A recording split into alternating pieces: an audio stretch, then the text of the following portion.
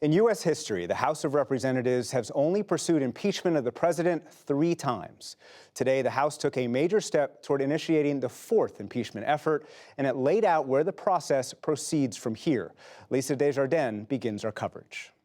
It is the rarest of congressional debates about procedures for the possible impeachment of a president. I truly believe that 100 years from now, historians will look back at this moment and judge us by the decisions we make here today. This moment calls for more than politics. No matter what is said by the other side today, this is a dark day and a cloud has fallen on this House. This was the House opening a new, far more defined phase in impeachment, voting on the process ahead and putting lawmakers on the record for the first time since concerns rose about President Trump's request to Ukraine's president. On this vote, the yeas are 232, the nays are 196. It was almost a straight party split, with the exception of 2 Democrats who broke ranks.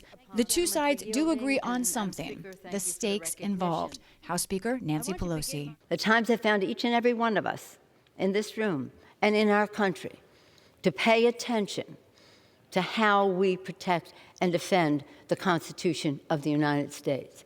What is at stake in all of this is nothing less than our democracy.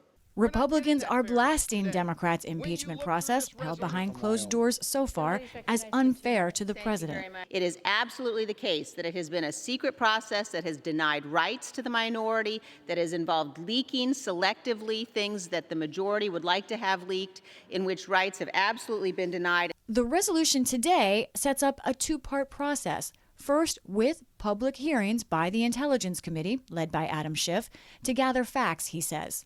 The resolution from the perspective of the Intelligence Committee sets out important procedures for how we may conduct our open hearings. Then, if impeachment is recommended, the House Judiciary Committee, led by Jerry Nadler, would take it up, and at that point allow for the president and his lawyers to be involved. But Republicans say that's too late, that initial hearings without that ability will taint the process. The problem I'm having here is the resolution before us today is not about transparency, it's about control. At the White House press secretary, Stephanie Grisham accused Democrats of having, quote, an unhinged obsession with this illegitimate impeachment proceeding. For his part, President Trump turned to his favored retort during the Russia investigation, calling the impeachment inquiry a witch hunt. Meanwhile, House investigators heard from Tim Morrison, the top Russia expert on the national security staff. He gave a closed-door deposition and said he is leaving his post after his testimony. Morrison was repeatedly mentioned in earlier testimony from William Taylor, currently the top diplomat in Ukraine. And Lisa Desjardins joins us now with White House correspondent Yamiche Alcindor. Welcome to you both. Yamiche, let's start with you, and let's start where Lisa left off. What did Tim Morrison say behind closed doors, as far as we know, today in the impeachment proceeding? Tim Morrison, an aide to the National Security Council, essentially corroborated much of what William Taylor, the top U.S. diplomat in Ukraine, told lawmakers last week, rather. And essentially, Democrats were saying that this was stunning testimony, that William Taylor was saying that people were very concerned about what people in the U.S. government were telling Ukraine about this investigation into the Bidens. The way that Tim Morrison fits into this is that he was the person who alerted William Taylor. He says he went to him twice. The first time was he had a conversation that said, look, I think Gordon Sondland is going to the Ukrainian officials and telling them that they need to have an investigation into the Bidens in order to secure $391 million in military aid that was already appropriated by Congress. He then goes to William Taylor a second time and says, I'm having a sinking feeling because Gordon Sondland says that he talked to the president. The president says there's no quid pro quo, but he's still demanding that the Ukrainian officials open an investigation into the Bidens. So what you have here is really Tim Morrison saying most of what William Taylor told you last week is true. And you know what's interesting, real quick, standing outside that room, both parties thought he said something that helped them. How's that? Well, he said that he didn't hear anything illegal per se in the call. Republicans like that, and everything Yamiche was talking about was also something Democrats mentioned. And Yamiche, let's just come back to you quickly. Gordon Sondland, of course, U.S. ambassador to the EU, someone who's close to President Trump. What is the significance of that story, him in the middle of it, the combined stories of Tim Morrison and acting ambassador to Ukraine, Bill Taylor? So Tim Morrison really gives credibility to what William Taylor said. So he essentially is saying most of what he said is accurate. Now, there is two big differences here. Lisa alluded to it a bit. The first is that Tim Morrison essentially says, I was not concerned that anything illegal was discussed. Then you have William Taylor who says, actually, I thought it was crazy that military aid was held up for political means associated with the president. So you have two people essentially saying, we heard the same thing, but have different takes on what it means for U.S. policy and for national security. So, Lisa, what we're talking about, of course, is the substance of the impeachment proceeding. Let's talk about the procedure and what happened today. How did each side rally the troops on a real partisan vote? There are not just high stakes, but high pressure for both parties. And I think when you talk about Democrats and how they're looking at this, they're thinking about two things. They're telling their members who are in vulnerable districts. First, they're trying to stress this is the process. This is not a vote on impeachment itself yet. Second, they're looking at the polling, Nick, and they're seeing polling moving in the direction of impeachment. In fact, a majority of Americans in most polls now want an impeachment inquiry to move forward. That's something Democrats feel good about in terms of what they're doing. But the biggest deal here was that they only lost two of those vulnerable Democrats, both of them in major Trump districts, though that still is two Democrats who feel like this process may be unfair. For Republicans, the pressure, the message, all of it is coming from the White House, something Yamiche knows a lot about. President Trump met with some of these Republicans yesterday from the House, and basically I heard from one of them who was there, he said it was actually a very relaxed message because we're not confident in this process.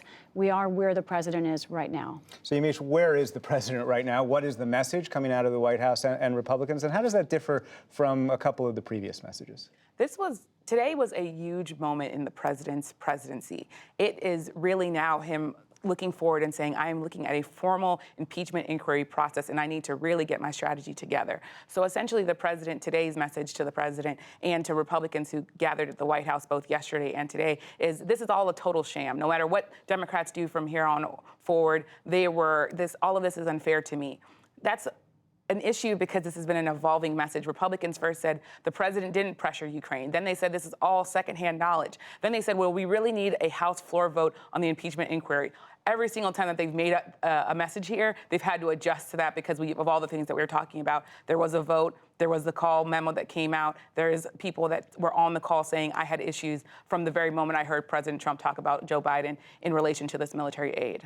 Lisa, we've heard Republicans all day challenging these rules that were set today as different from those rules during the Clinton impeachment hearing. So are they different? This is complicated. If viewers come away with one thing about the process today, I want them to understand that the difference is there is a two-step process now. The House Intelligence Committee will have public hearings. That's something we did not see in Watergate and Clinton because there were previous investigations leading into impeachment. Here, the Intelligence Committee is doing the first investigation. And Republicans are right that in that portion of it, the president does not have rights to question testimony or to question witnesses. But there's the second part of the process, which is House Judiciary Committee, should impeachment move forward. And that process, Nick, actually is almost exactly parallel to what we've seen in impeachments before. Lisa, I want to come back to one more thing also that so many people here have been talking about today. Freshman Democrat Katie Hill of California has resigned and gave a pretty incredible speech today. Let's just listen to a brief part of it. This is bigger than me. I am leaving now because of a double standard. I am leaving because I no longer want to be used as a bargaining chip. I'm leaving because I didn't want to be peddled by papers and blogs and websites used by shameless operatives for the dirtiest gutter politics that I've ever seen. Why are people talking about this so much today? This Congress is younger than it has been before. There are 24 members in their 20s and 30s now. This is a new kind of vulnerability, the idea of pictures you took of yourself in private on your iPhone being used against you. It's a new kind of scandal, but also her defense was a new kind of defense. It was a more personal and assertive defense than I've ever seen from a departing member of Congress. Lisa Desjardins, Yamiche Alcindor, thanks very much to you both. Thanks so much.